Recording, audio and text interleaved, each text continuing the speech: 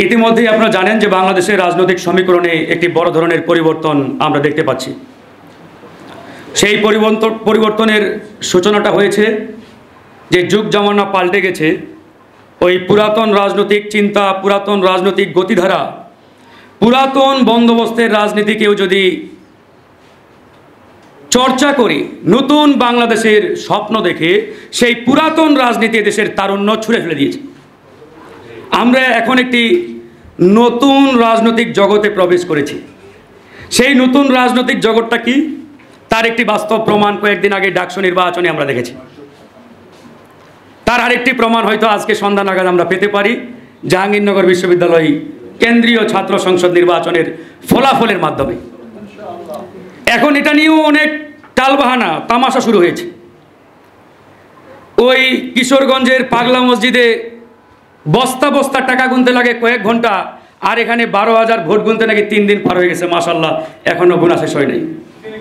তাই হচ্ছে কারবার। এই যে কারবার, এই কারবারটাই হচ্ছে ওই যে পুরাতন রাজনৈতিক বন্দোবস্ত, যারা দীর্ঘ 54 বছর পুরাতন রাজনৈতিক বন্দোবস্ত প্রতিষ্ঠা করে এদেশের গণমানুষের অধিকার লুটপাট করেছে, হরণ করেছে।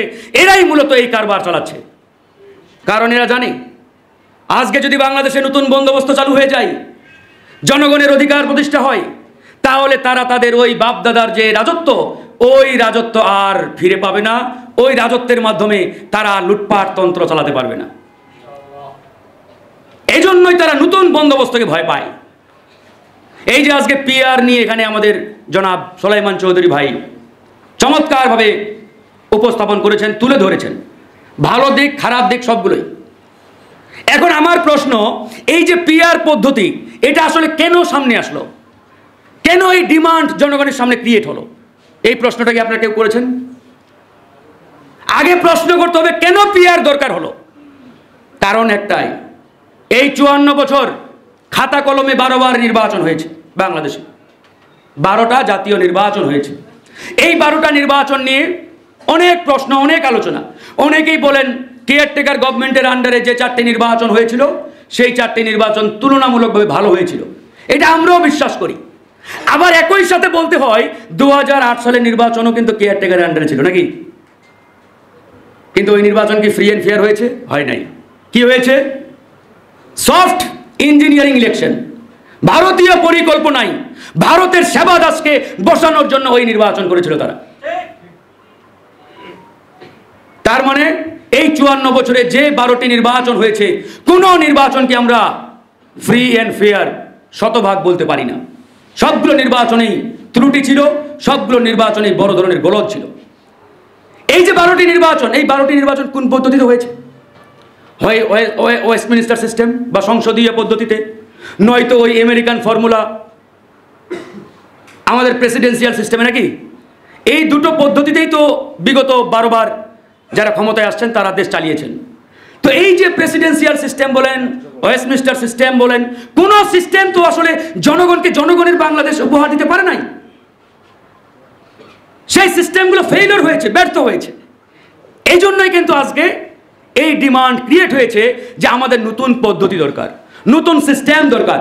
সেই সিস্টেমটা কি? আমরা আজকে পিআর বলছি। আমরা দেখি এই পিআর এর মাধ্যমে 5 বছর যদি এই পিআর সিস্টেমও ফেইলিওর হয়, ব্যর্থ হয়, আমরা তখন ভিন্ন চিন্তা করব। কিন্তু তা না বলে ঢালাও হবে এটা সেটা। কেউ কেউ আবার বলছে পিআর নাকি বাংলাদেশের জনগণ স্বপ্নেও কোনোদিন দেখে নাই। What a bullshit question! চিন্তা করেন। অথচ বিগত সময়ে কিন্তু বাংলাদেশে পিআর এক্সিস্ট ছিল। এই যে আমাদের সংসদ নির্বাচনগুলো হয়েছে না ভাই, এই যে 50টি নারী আসন, এই নারী আসনগুলো কিভাবে ভাগ হইতো? পিআর সিস্টেমে। তার মানে যে দল যত আসন পাবে সেই আসন অনুপাতে তাকে নারী এমপি দেওয়া হবে নাকি? তো এটা কি পিআর না ভাই? তো এরপরেও যদি আমি বলি পিআর কোত্থেকে আসে, দেখতে সাদা না কালো, আমরা তো চিনি না ভাই, এরকম ব্যক্তি যারা এই ধরনের বক্তব্য দেয় তাদের রাজনীতি করার কোনো প্রয়োজনই আমি দেখি না। কথা তো একবারে ক্লিয়ার। তো এই বিষয়গুলো আমরা এই জন্যই বলছি, আজকে বাংলাদেশের রাজনীতিতে নানা রকম আলোচনা সমালোচনা, নানা রকম ব্যাখ্যা বিশ্লেষণ ইতিমধ্যে শুরু হয়েছে।